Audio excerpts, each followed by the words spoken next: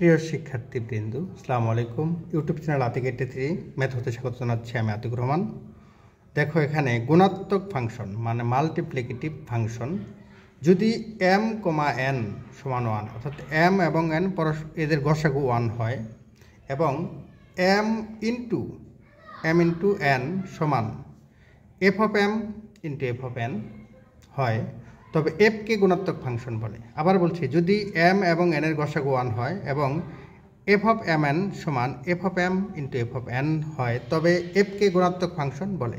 তাহলে এই জাতীয় শর্ত যে সিদ্ধ করবে তাকে গুণাত্মক ফাংশন বলে। প্রশ্ন, দুটি পাটিগণিত গুণাত্মক ফাংশনের দৃশ্যলে গুণজ গুণাত্মক। তাহলে আমাদের দৃশ্যলে গুণজ সম্পর্কে ধারণা নিতে হবে। দেখো, এখানে প্রমাণ দৃশ্যলে গুণজের সংজ্ঞা হতে পাই।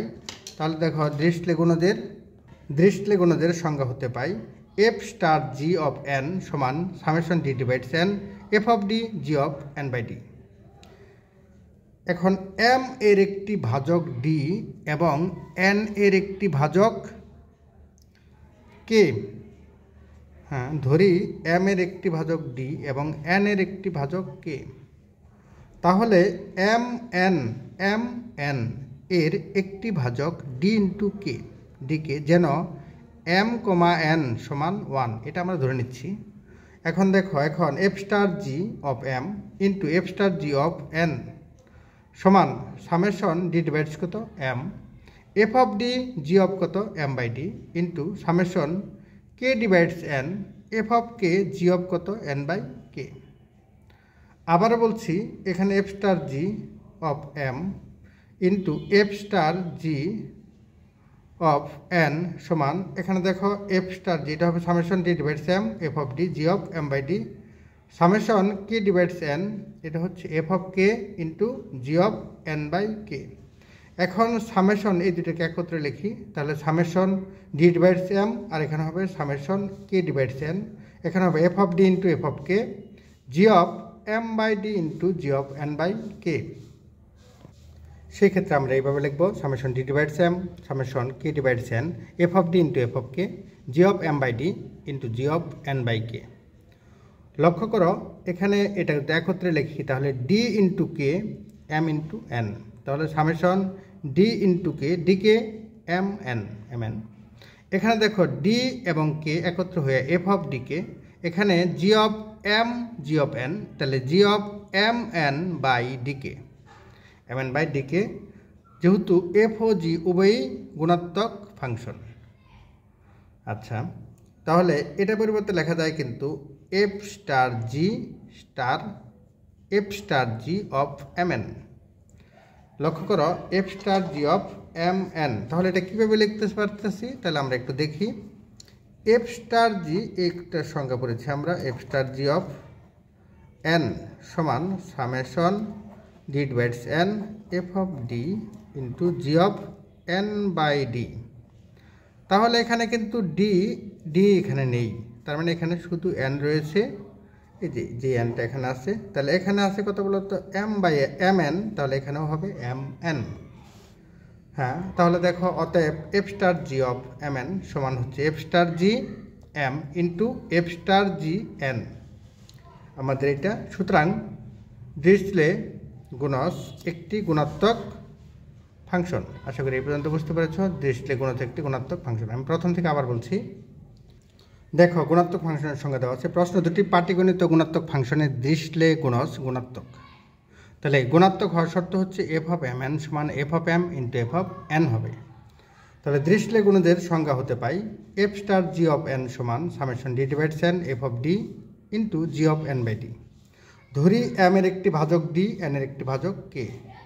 তাহলে m ও n এর ভাজক হচ্ছে dk, যেন m, n সমান 1।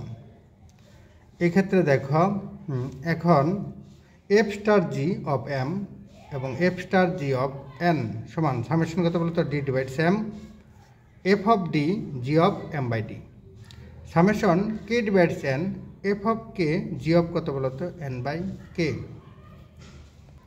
এখন দেখো, summation d divides m k divides n f of d into f, অর্থাৎ f জাতীয়গুলো এক পাশে নিলাম, g জাতীয়গুলো আরেক পাশে নিলাম। F of D into F of K, এটার পরিবর্তে লেখা যায় এফ অফ ডি কে। আর G of M by D, G of N by D, এটা লেখা যায় G of M N by D K. যেহেতু এফ ও জি উভয়ই গুণাত্মক ফাংশন, তাহলে দেখো সমান এফ স্টার জি, এটার পরিবর্তে লেখা যায় F star G of M N.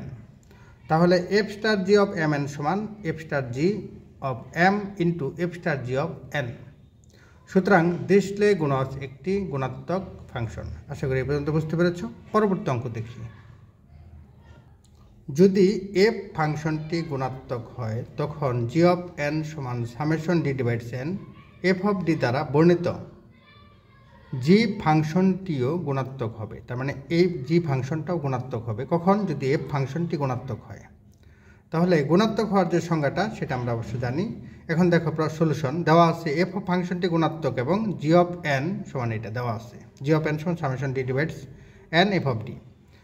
ধরি এম এর একটি ভাজক ডি এবং এন এর একটি ভাজক কে। তাহলে এম এন এর একটি ভাজক ডি কে যেন এম এবং এন এর গসাগু 1 হয়।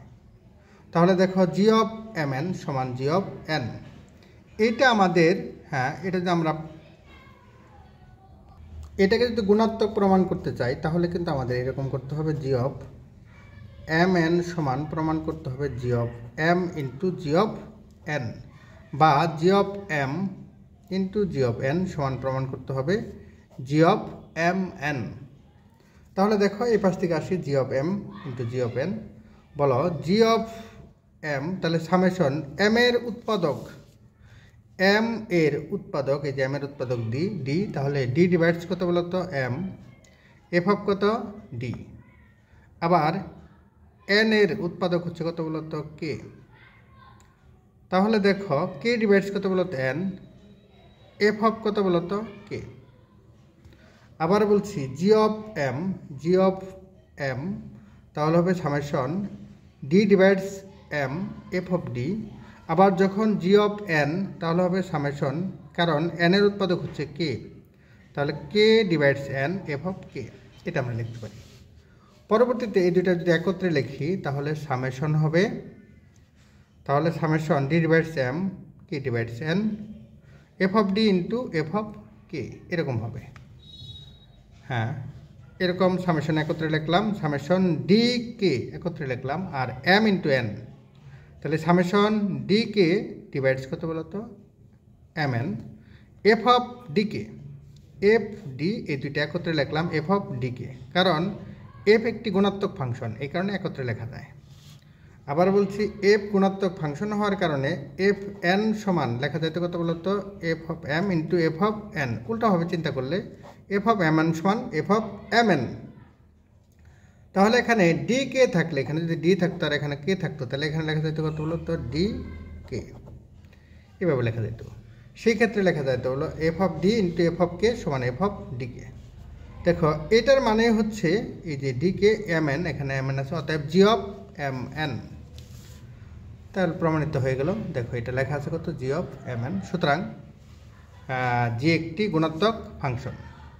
তাহলে আমি আবার প্রথম থেকে বলছি, যদি এফ ফাংশনটি গুণাত্মক ফাংশন হয়, তার মানে এফ গুণাত্মক ফাংশন, তখন জি অফ এন সমান summation D divides N F of D দ্বারা বর্ণিত জি ফাংশনটিও গুণাত্মক হবে।